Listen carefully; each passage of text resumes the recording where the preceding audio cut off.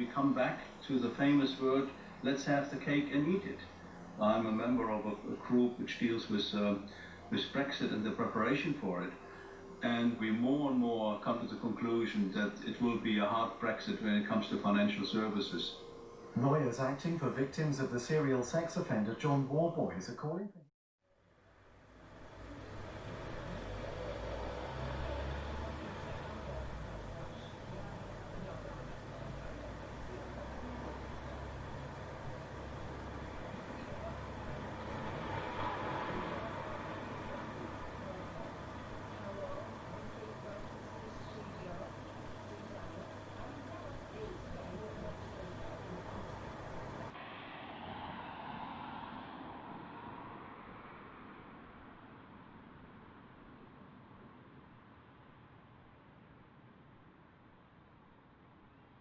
Major depressive dysfunction, which is on the affective spectrum of mood disorders.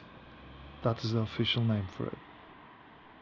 The affective spectrum demons hold me tight for a long while, 10 years or so, to be more precise.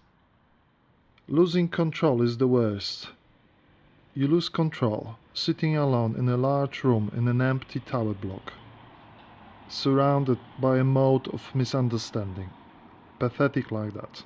And your life is a sea of tears, just like that, even more pathetic. Finally, you discover the right way. Not alone. You start to breathe more deeply, calmly, regaining control. Aside from meds, family and friends, you need something else. What? An aim, passion. If you find it, can you say you are already free?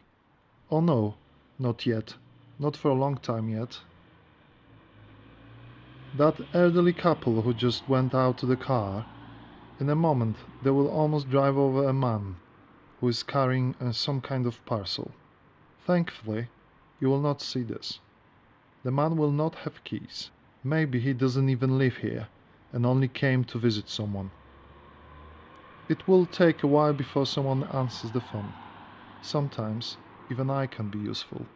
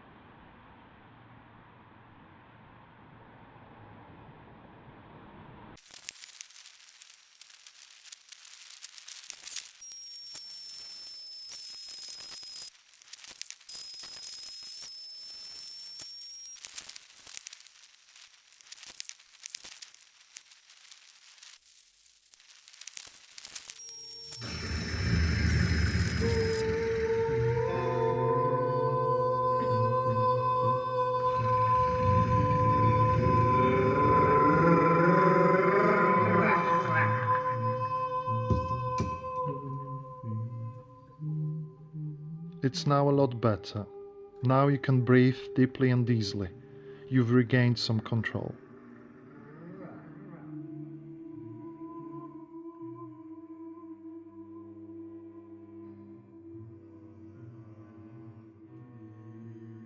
The ability to make films gives the sense of both freedom and agency.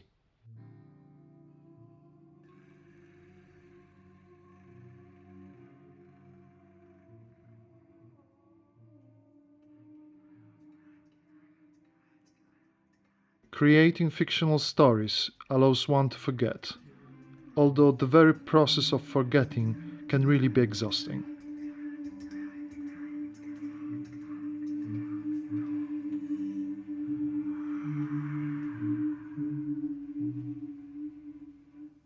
Film allows us to confront our own demons. We can also tackle the demons of others, a kind of visual vivisection, I would say, without consequences.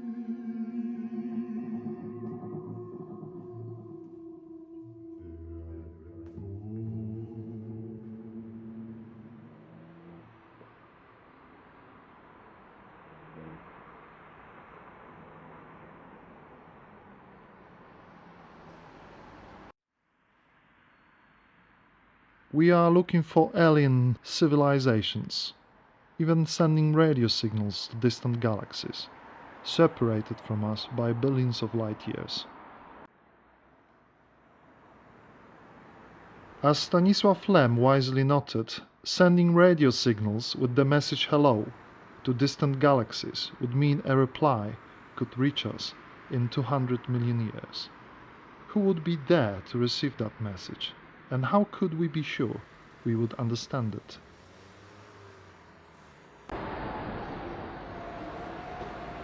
And what if those alien civilizations are already sending us greetings, but we are unable to read them? And what if the receivers of such signals are ordinary machines and objects which we don't attach any importance to? And what if all those supposed signals are merely some vast anger felt by dead objects?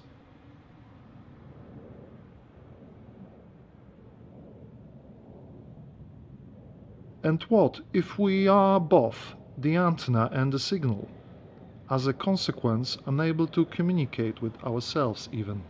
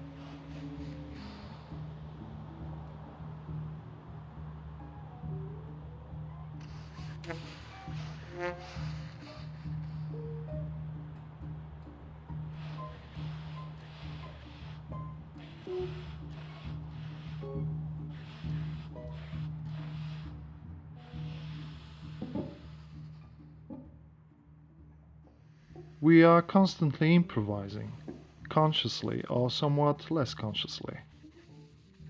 However, improvising doesn't always mean the same as accident. In music, the foundations of improvisation are in proper preparation, a kind of paradox.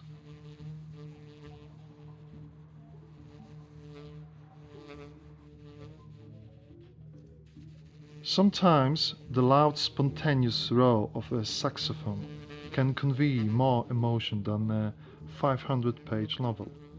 This is what everyone is after, so we don't have to analyze, just surrender to the message. To not have to do anything anymore, to just be and want to listen. I was born in February 1979 in Oława, Poland. A few months later, thousands of miles away, in a park close to the place where I live today, a great wrong was done. A wrong I could not have known about at the time, for obvious reasons, and yet which in some unintentional way have become a part of me.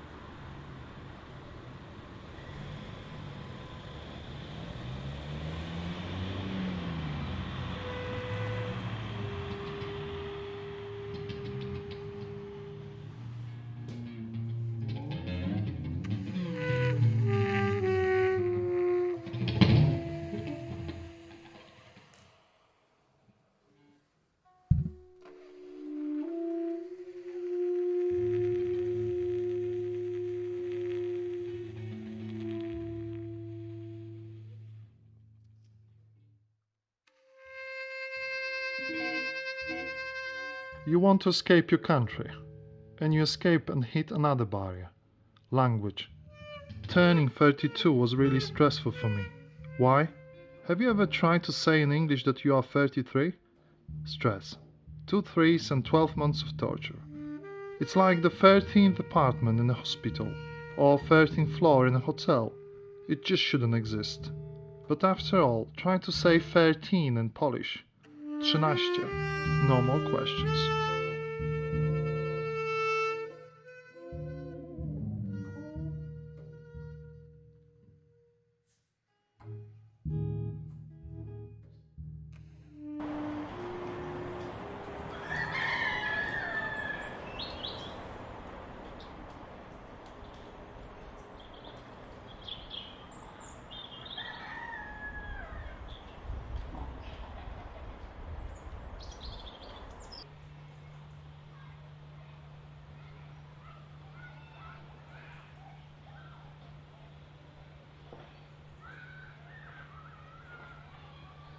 It's enough that we be observant and careful, so as not to miss the moment when we feel good, when we are happy. It's good to want to be happy, to give yourself the chance.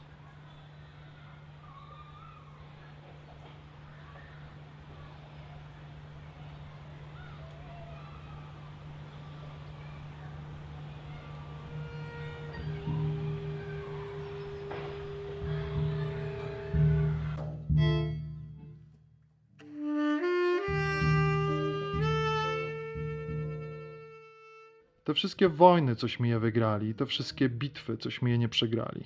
Wszystko to pomnożone do potęgi entej, blednie przy moim Brexicie. Ale nikt nie panikuje. Nikt już na to nie ma siły.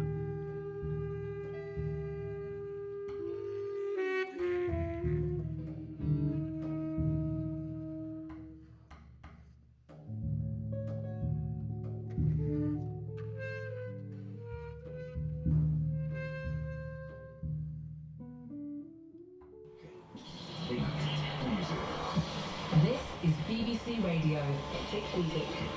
BBC News, I'm Jane Morris. Theresa May has said nothing should stand in the way of a new security treaty between Britain and the EU after Brexit. The Prime Minister told a security conference in Munich the UK's commitment to protecting Europe from threats was unconditional. The President of the European Commission, Jean-Claude Juncker, said he would welcome a future security alliance, but that it must be negotiated separately. I believe that since we're not at war with Britain and don't want to take revenge on Britain for what the British people have decided, that we still need this security bridge, this security alliance between the United Kingdom and the European Union, but you cannot mix it up with other Brexit issues.